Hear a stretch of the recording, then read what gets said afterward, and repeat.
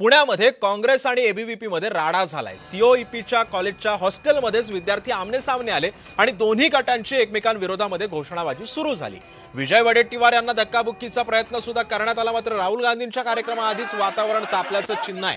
पोलिसांकडून दोन्ही गटांमध्ये सध्या शांतता निर्माण करण्याचे प्रयत्न सुरू आहेत, मात्र या सगळ्या पार्श्वभूमीवरती हे विद्यार्थी ऐकत नसल्याची सुद्धा माहिती आहे। पोलिसांकडून दोन्ही गटांना शांत बसवण्याचा प्रयत्न केला जातोय, मात्र राहुल गांधींच्या कार्यक्रमाआधीच हे वातावरण तापल्याचं पाहायला मिळतंय। विजय वडेट्टीवारांना सुद्धा या ठिकाणी धक्काबुक्की झाल्याचं सांगण्यात येतंय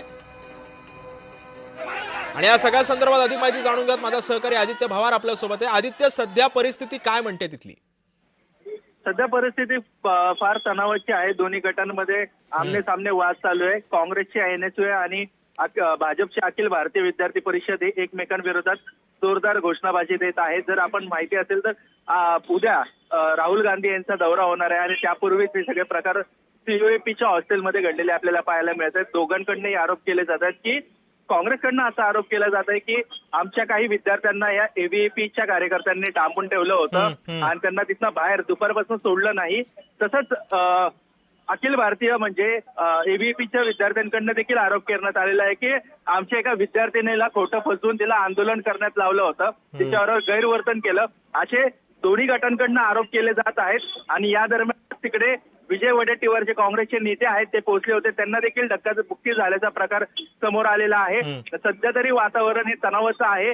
पोलीस तिथे वातावरण शांत करण्याचा प्रयत्न करत आहे, परंतु आता हा तणाव किती वेळ चालेल हे पाहणं महत्वाचं असणार आहे आणि याच्याचं निष्पन्न काय होईल, गुन्हा दाखल होईल का, काय पोलीस भूमिका घेते याकडे लक्ष असणार आहे। सिद्धेश, पण आदित्य, आपण बघतोय की सध्या पोलिसांना त्या दोन्ही ठिकाणी त्यांना आंदोलकांना शांत करण्याचा प्रयत्न सध्या केला जातोय, मात्र या दोन्ही गटांचं नेमकं काय म्हणणं आहे आणि पोलिसांचे आता कशा पद्धतीने प्रयत्न सुरू आहेत त्यांना शांत करण्याचे?